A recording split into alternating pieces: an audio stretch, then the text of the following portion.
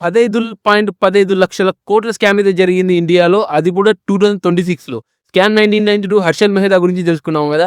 ఇప్పుడు 2026లో రాజేష్ మెహతా గురించి తెలుసుకుందాం. అసలు ఈ రాజేష్ మెహతా ఎవరు? ఈయన ఏం స్కామ్ చేశాడు? ఎలా స్కామ్ చేశాడు? ఎప్పటి నుంచి స్టార్ట్ అయింది అనే దాని గురించి మనం ఈ వీడియోలో చాలా క్లియర్‌గా తెలుసుకున్నాము. ఈయన ఎవరంటే ఫస్ట్ ఆఫ్ ఆల్ మనం చెప్పుకుంటే రాజేష్ ఎక్స్‌పోర్ట్స్ అనే ఒక కంపెనీకి చైర్మన్ అండ్ ఫౌండర్.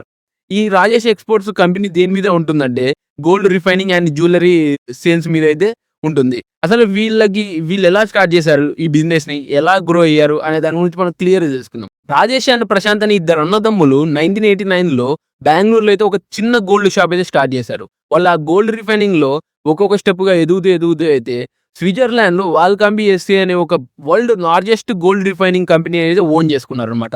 ఈ కంపెనీ ఫార్చ్యూన్ 500లో ఉండేది. ఫార్చ్యూన్ 500 అంటే ఏంటంటే మీకు క్లియర్‌గా చెప్తాను. అమెరికాలో టాప్ రెవెన్యూస్ జనరేట్ చేసే కంపెనీస్ అన్నిటిని టాప్ ఫార్చ్యూన్ 500 కింద అయితే పెట్టేవాళ్ళు. ఆ కంపెనీస్ వల్ల ఆ ఫార్చ్యూన్ 500లలో ఈ కంపెనీ కూడా ఒకటి. అండ్ రాజేష్ మెహతా నెట్వర్త్ వచ్చేసి ఫోర్బ్స్ ప్రకారము 2017లో 15,000 కోట్ల పైగానే అయితే ఉండేదన్నమాట.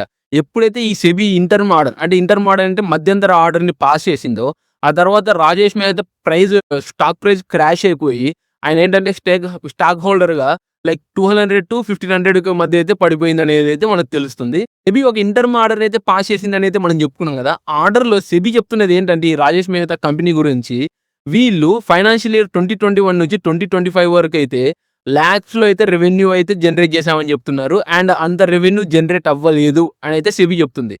అలా ఎలా చెప్తుందంటే వీళ్ళు మొత్తము వీళ్ళ రెవెన్యూని మొత్తం అంటే కన్సాలిడేటెడ్ రెవెన్యూ లాగా చూపించారంట. సో కన్సాలిడేటెడ్ రెవెన్యూ అంటే సింపుల్‌గా ఎలా చెప్పుకోవచ్చు అంటే మనము ఒక కంపెనీకి సబ్సిడరీస్ కంపెనీ కింద చాలా గ్రూప్స్ అయితే ఉంటాయన్నమాట. చాలా కంపెనీస్ ఉంటాయి. సో అన్నిటిని కలిపి ఒక నంబర్ లాగా చేసేసి ఆ నంబర్‌ని అయితే మా రెవెన్యూ ఇంత అనేది చెప్పుకుంటారనమాట. ఈ రాజేష్ ఎక్స్‌పోర్ట్స్ అనే దాంట్లో ఏం జరిగిందంటే వాళ్ళు మొత్తం సబ్సిడరీస్ నుంచే మాకు డబ్బులొచ్చింది అనే టైప్‌లో అయితే అంటే మొత్తం చూపించుకున్నారు. కానీ సెబీ లెక్క ప్రకారం ఏమని చెప్తుందంటే సబ్సిడరీస్ గ్రూప్ నుంచే వచ్చిన అమౌంట్ అనే చెప్తున్నారు గానీ సబ్సిడరీస్ గ్రూప్‌లో 2023లో వాల్కాంబీ ఎస్‌సీ రెవెన్యూని చూసుకుంటే మాకు 543 కోట్లు మాత్రమే రెవెన్యూ జనరేట్ చేసిందని అయితే చెప్తుంది. అండ్ ఇంకొకటేంటి వీళ్ళు అక్కడ జనరేట్ చేసిన అమౌంట్ ఒకటైతే వీళ్ళు బుక్స్‌లో చూపిస్తున్న అమౌంట్ మాత్రం లాక్స్ క్రోర్స్‌లో అయితే ఉందనేది అయితే సెబీ చెప్తుందన్నమాట.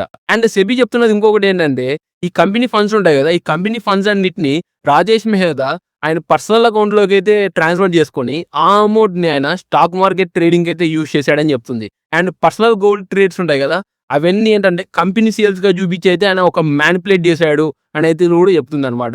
అండ్ ఇంకొకటి ఏంటంటే సెబీ అండ్ ఆడిటర్ టీమ్ వాళ్ళు వాళ్ళ కంపెనీని విజిట్ చేసినప్పుడు వాళ్ళొచ్చేసి ఏంటంటే సరిగ్గా రెస్పాన్స్ ఇవ్వలేదు. అండ్ మాకేంటంటే కొన్ని దాచారు. సో ఫుల్ యాక్సెస్ అయితే ఇవ్వలేదని అయితే సెబీ చెప్తుంది. దీనివల్ల ఏంటంటే సెబీ ఇంటర్మ్ ఆర్డర్ పాస్ చేసేసి సో స్టాక్ మార్కెట్ నుంచి ఆ కంపెనీని అయితే బార్ చేశారనమాట. సో ఆ బార్ అంటే సింపుల్‌గా ఎలా చెప్పొచ్చంటే ప్రెజెంట్ ఇప్పుడు ఆ స్టాక్ మార్కెట్‌లో ఆ కంపెనీ షేర్స్‌ని మనము బై చేయకూడదు, సెల్ చేయకూడదు. సో దీన్నైతే మనము బార్ చేయడం అనేది అంటాము.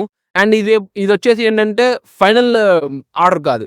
ఇంటర్మ్ ఆర్డర్ అంటే మధ్యంతర ఆర్డర్. సో ఇన్వెస్టిగేషన్ అయితే జరుగుతుంది. సెబీ అయితే ఇన్వెస్టిగేషన్ చేస్తుంది. ఆ ఇన్వెస్టిగేషన్‌లో ఏం జరుగుతుందనేది అయితే మనం చూద్దాము. అండ్ ఇప్పుడు రాజేష్ మెహతా యొక్క పర్స్పెక్టివ్ చూద్దాం. అంటే ఆయన ఏం చెప్తున్నాడు, వాళ్ళ కంపెనీ ఏం చెప్తుందనే దాని గురించి మనం చూద్దాము. ఇది రాజేష్ మెహతా చెప్తున్నది ఏంటంటే ఇది కమ్యూనికేషన్ గ్యాప్ వల్ల వచ్చిన ప్రాబ్లమ్. మిస్‌కమ్యూనికేషన్ అయ్యింది ఎక్కడో. సో మేమేంటంటే లాస్ట్ 5 ఇయర్స్‌లో థౌసండ్స్ ఆఫ్ గోల్డ్‌ని అయితే రిఫైన్ చేసాము. థౌసండ్స్ ఆఫ్ టన్స్ గోల్డ్‌ని అయితే మేము రిఫైన్ చేసాము. మా కంపెనీ వాల్కాంబీ స్విట్జర్లాండ్ ఉంది కదా. అది వరల్డ్‌లోనే లార్జెస్ట్ రిఫైనింగ్ కంపెనీ కదా. దానికేంటంటే మేము థౌసండ్స్ ఆఫ్ టన్స్ గోల్డ్‌ని అయితే ప్రతి సంవత్సరం ఇంపోర్ట్ చేసుకుంటాము. అండ్ దానికి వచ్చిన రెవెన్యూ ఉంటది కదా. అది మొత్తం కన్సాలిడేటెడ్ రెవెన్యూగా చూపిస్తాము. అండ్ ఏదైతే ప్రాసెసింగ్ ఫీ ఉంటది చూడు. అది మాత్రమే మేము మా కంపెనీ ప్రాఫిట్స్ కింద చూపిస్తామని అయితే రాజేష్ మెహతా చెప్తున్నాడు. అండ్ ఇంకొకటి ఏంటంటే ఇది ఒక హై వాల్యూ అండ్ లో మార్జిన్ బిజినెస్. సో అందుకే మీకు అలా పెద్ద ఎత్తున కనిపిస్తుంది అనే టైప్‌లో అయితే రాజేష్ మెహతా చెప్తున్నాడు. అండ్ ఇంకొకటి ఏం చెప్తున్నాడంటే మేము ఎక్కడే గాని ఇక్కడ స్కామ్ చేయలేదు. ఏ తప్పుడుగా చూపించలేదు. మేము అన్ని డాక్యుమెంట్స్ రెడీగా ఉన్నాయి మా దగ్గర. వన్స్ మీ సెబీ టీమ్ మమ్మల్ని విజిట్ చేస్తే మేము మొత్తం మీకు క్లియర్‌గా సహకరిస్తాము. సో ఫుల్ కోఆపరేట్ చేసి మీకైతే అన్ని చూపించేసి మీ డౌట్స్‌ని అన్ని క్లియర్ చేస్తామని అయితే రాజేష్ మెహతా చెప్తున్నాడు. అండ్ ఈ ఇష్యూలో ఎల్ఐసి 1600 కోట్లు లాస్ అయిందనేది చాలా మంది చెప్తున్నారు. అసలు ఎల్ఐసి ఏం లాస్ అయింది, ఎలా లాస్ అయింది అనే దాని గురించి కూడా మనం క్లియర్‌గా తెలుసుకుందాము. ఎప్పుడైతే 2016లో ఎల్ఐసి ఈ కంపెనీలో షేర్ హోల్డర్‌గా 1.90% ఏమో షేర్ హోల్డర్‌గా అయితే ఉండేది. అది ఎప్పుడైతే 2026కి వచ్చిందో ఆ టైంలో 10.80%కి అయితే చేరిందనమాట. అంటే దాదాపు 3.1 కోటి షేర్‌లనైతే హోల్డ్ చేసింది. ఈ కంపెనీస్ మ్యూచువల్ ఫండ్స్ కంపెనీస్ అన్నీ ఏంటంటే ఏదైతే మంచి కంపెనీస్‌లల్లా ఉంటాయి కదా! వాటి మీద షేర్ హోల్డర్ కింద ఉండేసి ఇన్వెస్ట్ చేసేసైతే వాళ్ళ డబ్బుల్ని రెట్టింపు చేస్తుంటారు.